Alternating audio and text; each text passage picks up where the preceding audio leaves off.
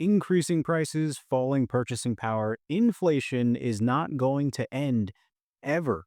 We can hope that it can get back under control and back to reasonable levels, whatever that means, but it has a good side to it. It's actually a necessary part of the economy that allows us to benefit from the existing financial system. I know no one is talking about this right now in this way, and that's exactly why we're discussing it, because we need to know how to use this to our advantage in an inflationary world. So let's get ahead of the pack and break this down. In high school, my economics professor said to grab our textbooks and flip to a page. The whole class is now going through backpacks, the sound of flipping pages filled the room, and eventually it got quiet because everyone saw it.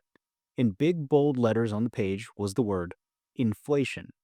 She said, "You need to know the definition of this word for your grade in this class. But here's what you need to know for real life." She said Chick-fil-A is the best run business in our area.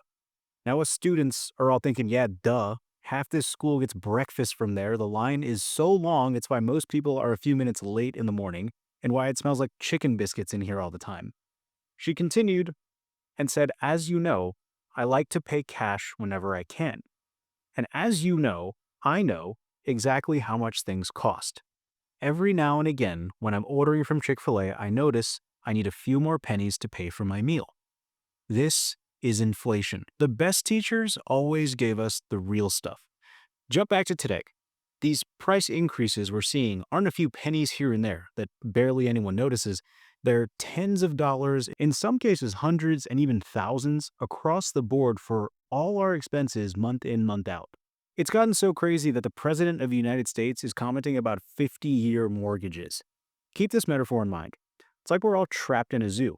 The lions are out of the cages, but these cats read books on economics. You're not the only one that's heard for the past few years inflation is the thing that needs to be controlled. It's the reason why our grocery bills are up and the things in our carts are down, why homes are double in value even though they did nothing but get rained on. And broadly speaking, if you've just existed in the world, you've heard inflation being labeled as the bad guy.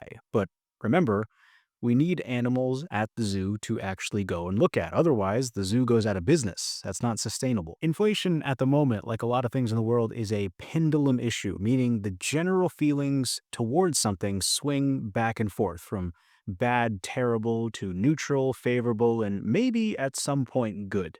The reality is that it's not so much that we've all been trapped in a zoo with finance lions on the loose. It's actually that the cages were never locked to begin with. Now, that sounds alarming and sounds like no one should be at this zoo, but we don't have a choice. Our ticket has been bought. We are on the inside living with the issue. So in this video, we'll go over inflation, the good, the bad, the interesting concept of stagflation, and why all this matters to us and how we can benefit from this seemingly terrible thing. Hi, I'm Raj. In this video, we're talking about the boogeyman of 2024, 2025, and maybe 2026 too, inflation. Have you ever wondered why a target inflation rate has been set to 2% all over the world? Long story short, in 1989, New Zealand, after fighting double-digit inflation for years, decided to give its central bank full monetary policy control. New Zealand was like, hey, we got nothing, let's cut you loose and see what happens. They set a target of 2% inflation for the year randomly. They just made it up. It can't be zero for reasons we'll discuss later, and it can't be too high because that's also a problem and the one they were trying to fix. But what's wild is that this one number, 2%, that started as a policy experiment in New Zealand, ended up shaping every modern economy. And it's still controlling our rent, our investments, how much our savings account grows, broadly speaking, our financial lives. We'll circle back to why that is so powerful in a little bit. This target rate did have downstream effects, mostly psychological. If a credible entity like a central bank sets a target, this influences the expectations and behavior of market participants. A 2% inflation target was made up and became a self-fulfilling prophecy. If you think that's ridiculous, it's because it is. We live in a real-time financial experiment, and we're all just seeing what happens when we throw in new variables. If you needed proof that the adults have no clue what they're doing and are just trying to figure things out as best they can, this is it. And speaking of experiments, you might be surprised to hear which part of the experiment we're living through right now. That could make or break the next decade of investing. Keep that in mind when we get to Bitcoin and gold later. Now, more recently, The news narrative has switched to jobs or the lack thereof, and that's because the US Federal Reserve has two objectives: one, to promote maximum employment, and two, stable prices. Can you imagine those being your goals and having tariffs come into the mix out of nowhere, and then have a government shutdown affect the reporting of unemployment? And oh, yeah, the government literally being shut down means people aren't working or working and not getting paid. Unreal. The Fed does these two things through a number of ways, but the most obvious one is by raising or lowering interest rates. This effectively gives them the power to speed up or slow down the economy. The rate that they set is known as the federal funds rate, or how expensive it is to borrow money at a base level.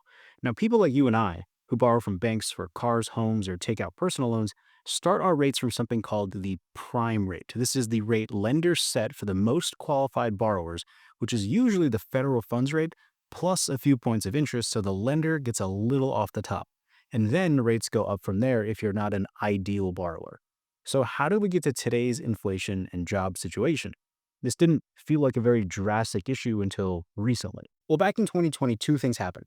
The Fed dropped rates to basically zero, and they moved tons of money into the system. All gas, no brakes. It's like they watched a Fast and Furious movie over the weekend and ignored all the warning signs on the screen.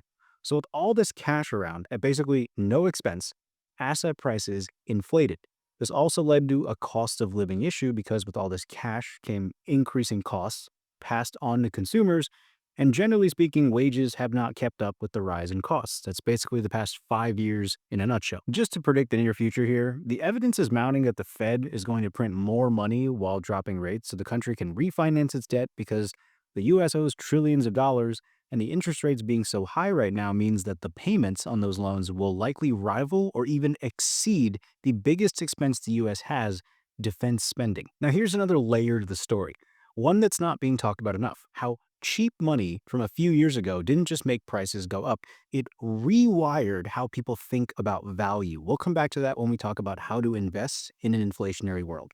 Now, this is all feeling very extreme right now because it all happened quickly. There was basically zero time for these large, impactful events to be absorbed and smoothed over. The song never built up, the Coachella DJ just hit you with the beat drop right away, which is not as fun, by the way. Sometimes there's lasers and pyrotechnics. It's really cool. If you get a chance to go to an EDM concert, you should go. Remember a few years ago when a bunch of banks went under? Too fast, too furious. To put this on a graph, inflation can be measured by CPI, or the Consumer Price Index. It measures how much prices of everyday things like food, rent, gas, and clothes go up and down over time. And we can see that year over year, the 12-month percent change for CPI had been going up since 2020 and has been hovering just over 2% since late 2024. Another way of looking at inflation is through the lens of buying power of a dollar. This graphic from Visual Capitalists puts it pretty bluntly: it's been downhill for a very long time. Back in my day, when my economics professor first taught me about inflation, a chicken sandwich combo from Chick-fil-A was less than $6.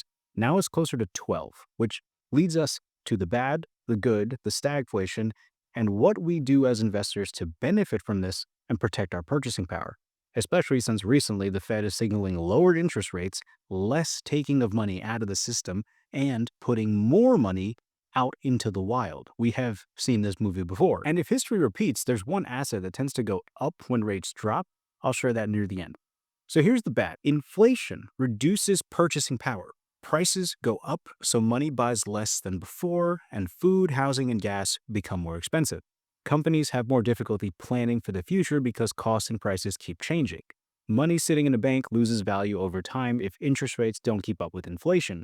Central banks often raise rates to fight inflation, making loans and mortgages more expensive, and people with fixed incomes, like retirees, are hit harder since their income doesn't rise with prices. This is all incredibly challenging to deal with, so we're all incentivized for a well-controlled inflation rate.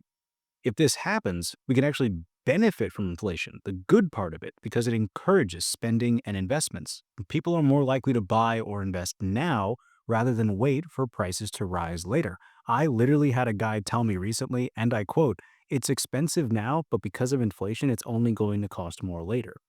Businesses can also raise prices a bit, which makes it easier to increase workers' pay since they have the money to do so. Whether that actually happens is a totally different story. Over time, inflation makes existing debt easier to pay off since money loses value, as long as we're able to make the debt payments. That's a huge kicker. You might have heard that we live in a debt-based economy, so this is very beneficial given the massive debt load the US has right now. And inflation also helps prevent deflation or falling prices, which can lead to layoffs and slower growth. Now, you and I have realized a few things about the world. One of them is that we're all living in one giant experiment with money where large entities have financial levers they can push and pull, which makes things happen. What happens when the experiment gets results we don't want and are not easily countered with the levers they have, like a situation called stagflation? This is when the economy has three problems at the same time: high inflation, prices are rising, slow or no economic growth, and high unemployment. Many people can't find jobs. This is an absolute nightmare for everyone, and unfortunately, as individuals, there's not much we can do to prevent these issues from happening. We just tend to suffer the consequences for an unknown amount of time. So, what can we do? What can we do to gain some control when we, generally speaking, have none? The answer isn't just buy assets like Bitcoin and gold. It's about understanding why those assets matter and what the next phase of this financial experiment could look like.